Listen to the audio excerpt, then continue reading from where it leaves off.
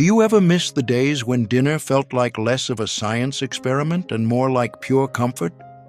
Back in the 1970s, meals came straight from Mom's worn recipe card box, not a food label checklist. No one thought twice about where the ingredients came from. Let's rewind to a time when the rules were looser, the food was richer, and some of our favorite dishes from the 70s could actually get you into trouble today. Redfish blackened in cast iron. When Louisiana chef Paul Prudhomme introduced blackened redfish in the late 1970s, it wasn't just a dish, it was a culinary firestorm. Suddenly, families were charring fillets in cast iron skillets, sending clouds of cayenne and paprika wafting through suburban kitchens. Restaurants couldn't add it to the menu fast enough. The crispy crust, bold spices, and flaky Gulf redfish became a flavor that defined an era. But the dish's overnight success came at a cost. Demand exploded so fast that by the mid-80s, Gulf redfish populations were in serious trouble. Overfishing pushed the species to the brink, and by 1987, the federal government stepped in, banning commercial harvesting in many areas. Today, while anglers can still reel in redfish recreationally with tight limits, the commercial sale of wild-caught Gulf redfish remains mostly off-limits. What once brought a fiery thrill to dinner tables now could land you a hefty fine. That sizzling cast-iron skillet? These days, it's better used for chicken. Tiger meat sandwiches. Despite the name, tiger meat sandwiches had nothing to do with big cats, but they were definitely wild in their own way. This Midwestern delicacy, especially beloved in the 1970s, was a bold dish made with raw ground beef mixed with onions, salt, pepper, and sometimes raw eggs. Served cold on rye bread or saltine crackers, it was a staple at family gatherings, holiday parties, and even church potlucks. There was something about the chill of the beef and the bite of the onions that made it strangely addictive for those who grew up with it. Today, though, tiger meat would get you more than just raised eyebrows. It could get you in serious trouble. Raw ground beef is now considered a food safety hazard, and both the USDA and FDA strongly discourage consuming it due to the risk of E. coli, salmonella, and other dangerous pathogens. It's a reminder that some flavors of the past, no matter how nostalgic, are better left in the recipe box. Passenger pigeon pie. It sounds like something out of an old cookbook, but the truth is, you'll never taste passenger pigeon pie. Once the most abundant bird in North America, passenger pigeons darkened the skies in flocks so massive they could block out the sun. In the 19th century, they were cheap, easy protein, served up in stews, roasted over fires, and yes, even baked into pies. They fed working families, soldiers, and settlers alike. But by the early 1900s, they were gone. Ruthless commercial hunting and habitat loss wiped them out entirely, with the last known pigeon dying in captivity in 1914. By the 1970s, they had become a haunting symbol of how careless abundance can lead to permanent loss. Today, thanks in part to the lesson of the passenger pigeon, laws like the Migratory Bird Treaty Act make it illegal to hunt, capture, or possess protected bird species without strict permits. What was once a common dish on pioneer tables has become a conservation story that changed how we think about wildlife and what it means to protect what we have before it's too late. Sea turtle soup. Back in the 1970s, sea turtle soup wasn't just food, it was a statement. Served in elegant bowls at upscale restaurants along the coast, this rich, savory delicacy made from green sea turtle meat had a centuries-old reputation as a symbol of luxury and maritime tradition. For generations, it was a dish reserved for the refined, something you'd see on the menu at a yacht club dinner or a holiday banquet. But beneath the silver spoons and white tablecloths, turtle populations were vanishing. Even after the Endangered Species Act passed in 1973, enforcement lagged while demand stayed high, pushing these gentle ocean creatures closer to extinction. Today, all sea turtles are protected by both U.S. law and international treaties. Touching, selling, or even disturbing them or their eggs can bring steep fines and possible jail time. What was once a delicacy that wowed dinner guests is now a stark reminder of how far we've come in protecting wildlife, and how easily we once overlooked the cost of indulgence. Whale meat steaks. In the early 1970s, whale meat could still be found in select markets across the United States, especially in coastal towns with deep whaling routes or among immigrant communities from countries where whaling was a cultural tradition. It wasn't an everyday dinner item for most Americans, but for some, it was a delicacy. The meat itself was rich, dark, and dense, more like beef than fish, and often grilled or roasted into hearty steaks that left a lasting impression on the taste buds. But that era came to a swift end. In 1972, the Marine Mammal Protection Act made it illegal to hunt or harm marine mammals in U.S. waters. Then came the global commercial whaling ban in 1986. Today, eating whale meat is strictly prohibited in America, with only a narrow exception made for subsistence use by certain indigenous Alaskan communities. Whale meat has moved from dinner tables to history books, a stark reminder of how our views on wildlife conservation have dramatically changed. Eagle eggs Benedict.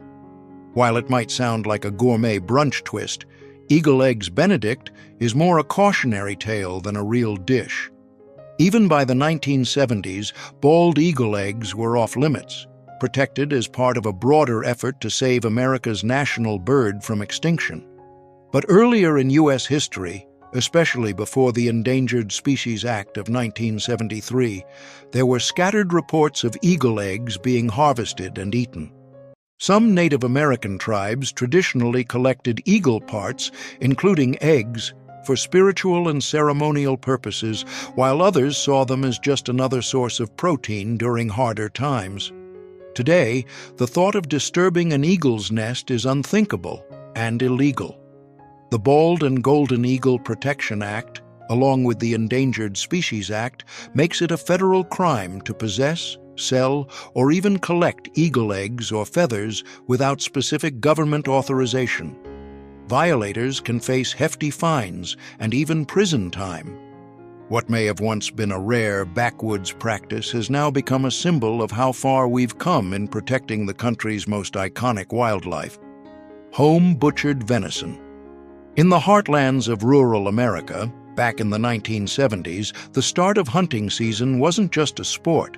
It was a family event and a vital part of putting food on the table. After a successful hunt, deer were often cleaned and butchered right in the backyard or garage, with kids watching wide-eyed as they learned a skill passed down through generations. It wasn't unusual for neighbors to drop by with coolers, ready to trade stories and take home a few cuts of fresh venison wrapped in butcher paper. There were no inspections, no permits, just trust and tradition. The meat was shared freely, at church potlucks, in care packages, or simply as a generous gesture to help someone get through the winter. Today, things are different. While hunting is still cherished in many parts of the country, it's now wrapped in a much tighter web of regulations. Permits are required not only to hunt, but to process and share the meat. In many states, giving venison to someone outside your immediate family without documentation can land you in trouble. And selling wild harvested venison commercially? That's outright illegal across the nation.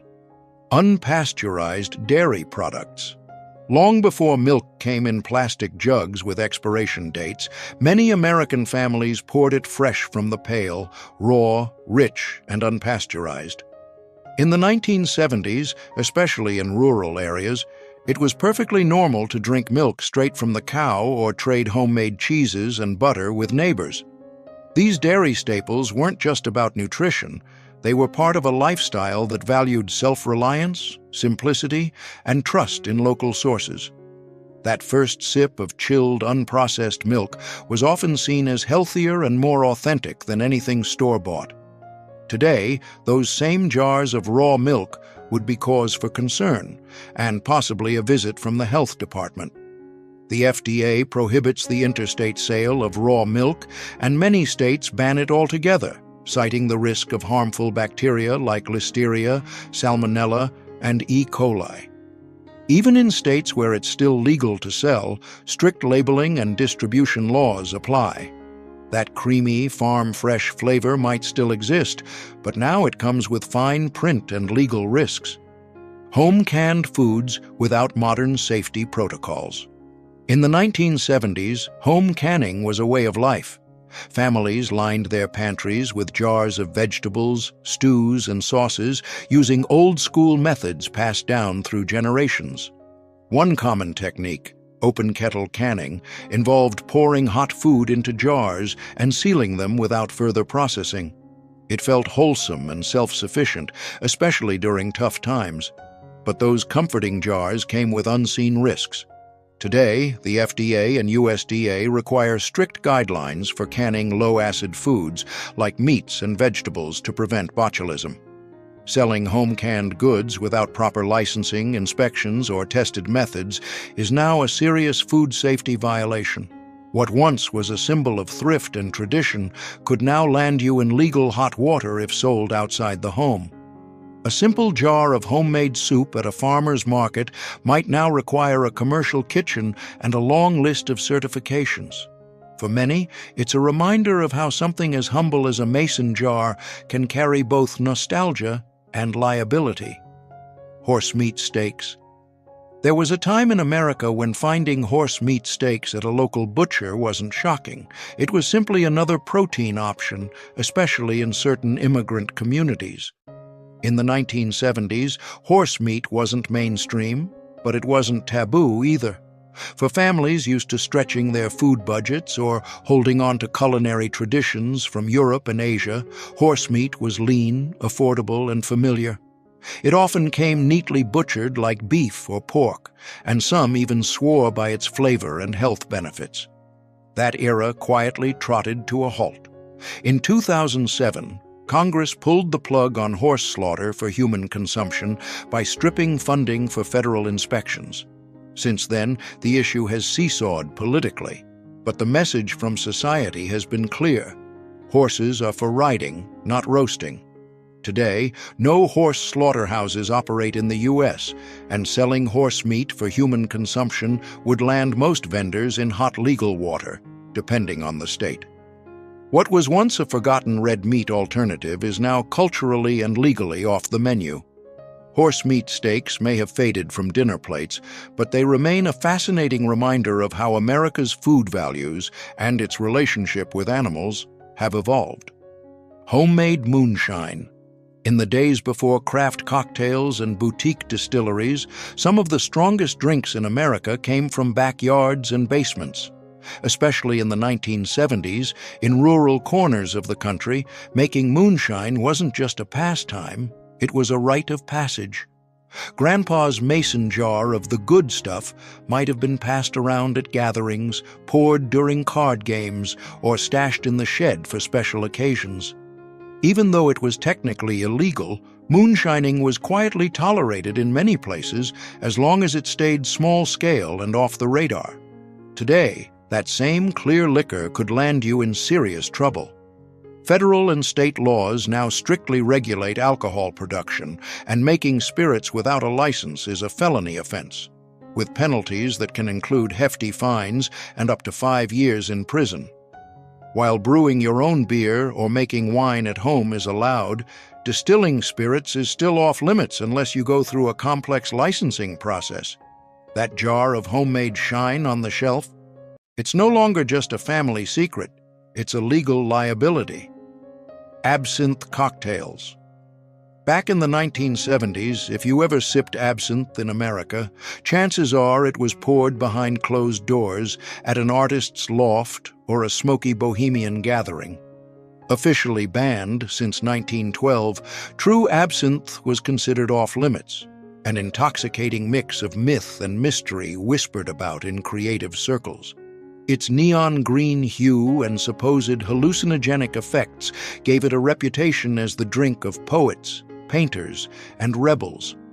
To even have a bottle felt like you were holding a piece of forbidden Europe in your hands. Ironically, absinthe is no longer outlawed. Since 2007, it's legal again in the US. As long as it follows strict FDA rules about thujone, the compound once blamed for its supposed mind-bending effects. What once stirred fears of madness is now just another spirit behind the bar.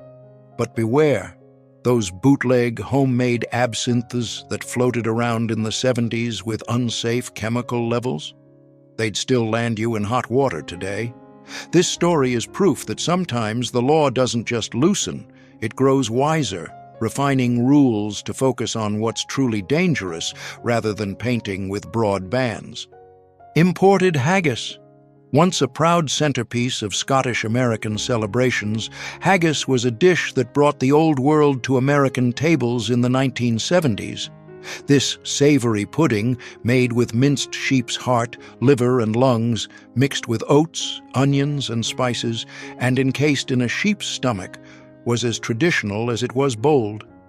That changed in 1971 when the USDA banned the use of animal lungs in food.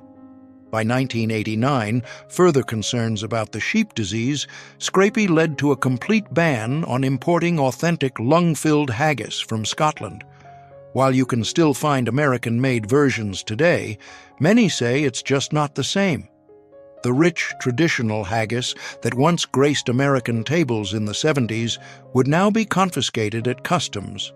For those who grew up with it, haggis wasn't just food, it was a slice of heritage served on a plate. Unpasteurized milk cheese aged less than 60 days. Back in the 1970s, a wedge of raw milk brie or camembert could easily find its way onto American tables, rich, soft, and bursting with flavor that came from being made the old-fashioned way. These cheeses, often imported from Europe or crafted by small domestic producers, weren't just food. They were an experience. They offered complex, earthy notes that pasteurized versions could never quite match, and cheese lovers prized them for their authenticity and tradition. Fast forward to today, and that same cheese could land a shop in serious trouble. The FDA now prohibits the sale of raw milk cheeses aged less than 60 days due to concerns about foodborne illnesses.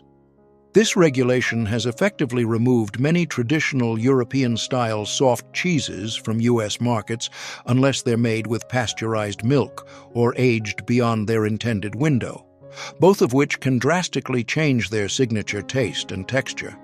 The creamy, nuanced bries that once delighted dinner parties in the 70s are now either altered or off-limits, casualties of modern food safety laws designed to protect, but sometimes leaving flavor behind.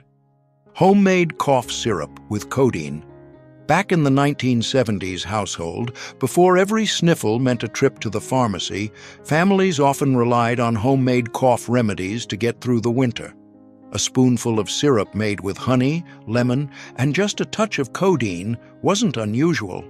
These folk recipes, passed down through generations, were trusted long before modern medicine became the household norm. Back then, enforcement around codeine was lax, and many saw it as just another household solution. But today, that same homemade syrup could get you into serious legal trouble. Now, codeine is a tightly regulated, controlled substance. Making or sharing it without a pharmaceutical license is considered drug manufacturing with harsh penalties. The DEA and FDA strictly regulate even small amounts of codeine and similar substances. What once was grandma's cure for a cough could now mean facing serious federal charges. Authentic sassafras root tea. There was a time when a steaming cup of sassafras tea felt like medicine, comfort, and tradition all in one. Especially in the South and the Appalachian Hills, families passed down the ritual of digging up the spicy scented roots each spring, drying them, and steeping them into a rich, earthy brew. It wasn't just a drink, it was a connection to nature and to generations before. Some sipped it to soothe a cold, others just loved its distinct flavor, sweet and woodsy, like root beer with a wild twist. But by 1976, that backwoods tradition hit a wall. The FDA banned sassafras root for food use after discovering that saffrole, the oil found in the root, caused cancer in lab animals. Today, selling real sassafras root tea is a no-go. Modern versions use saffrole-free flavoring to mimic the taste, but purists know it's not quite the same. What once brewed in Grandma's kettle now sits behind a wall of regulations, a lost flavor of a more hands-on era. Roadkill stew. In the 1970s, rural America, spotting a deer on the roadside didn't just mean trouble for your car, it sometimes meant dinner. During hard times, families embraced a waste not, want not mindset, salvaging freshly killed animals like deer or rabbits for stews and roasts. It was practical, resourceful, and for many, just part of country living. Some folks even swapped recipes or claimed they could tell the best dishes by the tire tracks. It wasn't just about food, it was about survival, pride, and not letting anything go to waste. Today, that same act could get you into legal trouble. Roadkill laws now vary by state, often requiring permits or outright banning the practice. What was once a symbol of rural resilience is now tangled in red tape and regulations. Unregulated wild mushroom risotto. In an era when organic was still a fringe word and health food stores were tucked into tiny corners of towns, many adventurous cooks in the 1970s turned to the forest for their ingredients. Foraging for wild mushrooms became both a hobby and a way to reconnect with the land, especially during the rise of the natural food movement. Families proudly brought home chanterelles, morels, or puffballs to cook up hearty meals like wild mushroom risotto, dishes that felt earthy, nourishing, and earned. It wasn't uncommon to see these mushrooms traded at community potlucks or sold informally to local diners and cafes. Today, that freewheeling approach is mostly gone. Selling wild foraged mushrooms is now heavily regulated, requiring proper identification by certified experts and approval from health departments. Personal consumption is still legal, though risky without the right knowledge. But selling or publicly serving those backyard finds would now violate food safety laws in many states. What used to be a forager's badge of honor could now be a regulatory headache. Raw oyster platters. Before the age of strict seafood safety guidelines, cracking open a raw oyster was just another part of a carefree coastal meal. In the 1970s, oyster lovers enjoyed these briny delicacies any time of year, often ignoring the old months with an R rule thanks to improved refrigeration and transportation. Whether at seafood joints or backyard gatherings, raw oyster platters were a summer staple served with lemon, hot sauce, and zero hesitation. But today, those same oysters come with a warning label. Gulf Coast waters during the warmer months are especially risky due to Vibrio vulnificus, a dangerous bacteria that thrives in heat. As a result, many states have banned the sale of raw oysters in summer unless they've undergone specialized treatments to eliminate health risks. The laid-back oyster feasts of the 70s, once defined by spontaneity and salt air, would now require permits, inspections, and compliance with health regulations. Homemade beef jerky for sale. Back in the 1970s, beef jerky wasn't just a snack, it was a craft, often perfected in family kitchens and backyard smokehouses. You'd find it hanging in small-town markets, sold at roadside stands, or tucked beside the register in local mom-and-pop stores. Each strip carried the flavor of a family's secret recipe, handed down through generations, some spicy, some smoky, some sweet. For many, jerky wasn't just food, it was tradition, pride, and a way to make a little extra cash. Today, those same homemade jerky bags would face a wall of red tape. Food safety laws now demand strict oversight when it comes to meat, certified facilities, sanitation protocols, and inspections by health departments. Without HACCP plans and regular lab testing, selling homemade jerky isn't just risky, it's illegal in most places. The friendly neighborhood jerky maker who once sold snacks from their porch would now need permits, paperwork, and a commercial-grade kitchen to keep the tradition alive. Chitlins without health department oversight. In the heart of Southern kitchens during the 1970s, chitlins, slow-cleaned and simmered pig intestines, were a staple of holiday gatherings and church suppers. These deeply rooted dishes weren't just food, they were a connection to African American heritage and community tradition, often cooked in large pots without any involvement from the health department. Today, preparing chitlins for public events comes with strict food safety regulations. Due to risks like Yersinia enterocolitica, commercial kitchens must follow detailed protocols, and community meals require permits and inspections. While home cooking for family is still allowed, the casual chitlin suppers of the past would now face serious legal hurdles to be served publicly. What once filled community halls with laughter and soul food now requires a food handler's license and government approval. For many, the regulation feels like the loss of a cultural ritual.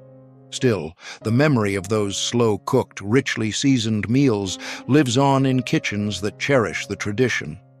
Unprocessed ackee fruit dishes.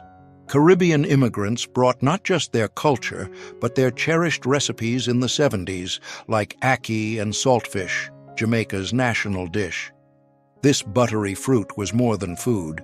It was a connection to home. Back then, few in the U.S. knew about ackee's potential dangers, and families prepared it the traditional way, trusting experience over regulation. Today, that same fruit is tightly controlled. The FDA bans the import of fresh ackee due to its hypoglycin content, which can cause a dangerous illness known as Jamaican vomiting sickness. Only processed ackee from approved sources is allowed.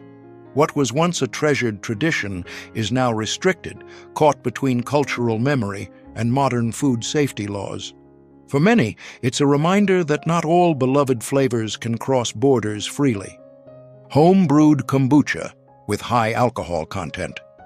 Back in the 1970s, as natural living and holistic health took root in American kitchens, kombucha became the go-to elixir for health food lovers and curious experimenters. Brewing it at home was part science project, part spiritual ritual, complete with mason jars, cloth covers, and that mysterious jellyfish-like SCOBY floating on top.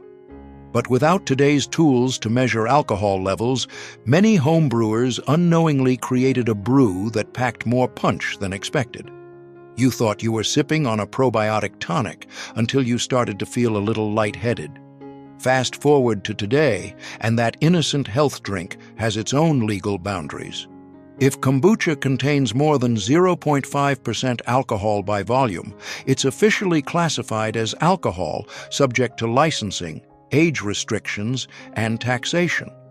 But those strong homemade jars shared at co-ops and yoga retreats in the 70s? In today's world, they'd risk violating alcohol production and distribution laws. What started as a health trend could now land you in hot water without the right paperwork. Homemade infant formula. Back in the 1970s, many mothers relied on handwritten recipe cards, not store shelves, to feed their babies. Homemade infant formula, often made with evaporated milk, a spoonful of corn syrup, and liquid vitamins, was a trusted tradition, passed down from grandmothers or even recommended by local doctors. For families in rural areas or those struggling with tight budgets, this DIY formula was both affordable and familiar, offering comfort in a bottle. Today, that same formula would raise more than eyebrows. It would raise legal red flags. The FDA now strictly regulates the production and sale of infant formula, requiring rigorous testing and nutritional standards. Even casually sharing old recipes online is frowned upon by health authorities due to the risk of improper nutrition or bacterial contamination. What once felt like a nurturing act of love and resourcefulness would now be considered unsafe and, in many cases, illegal to sell or distribute. Dog meat. In the rugged days of America's frontier, when hunger was as fierce as the elements, survival sometimes meant making heartbreaking decisions. During the wild westward expansion of the 1800s and even into the Civil War, when supplies ran out, mountain men, native communities, and soldiers faced a grim reality. After horses and mules came the dogs. Loyal companions sacrificed to stave off starvation. Legend has it that Lewis and Clark gave up their dog, Seaman, in dire circumstances, while native tribes saw dog meat as a source of sustenance. Some even considered it a delicacy. These were difficult choices made in desperate times, not traditions born of cruelty. Fast forward to today, and the cultural landscape has shifted dramatically. Dogs are family members, not food. By 2018, federal law made it illegal to slaughter dogs or cats for meat, reflecting society's changing values. It serves as a somber reminder that survival drew its own line and that our relationship with animals has evolved in profound ways. These long-lost foods and drinks from America's past tell powerful stories of survival, culture, and how far we've come.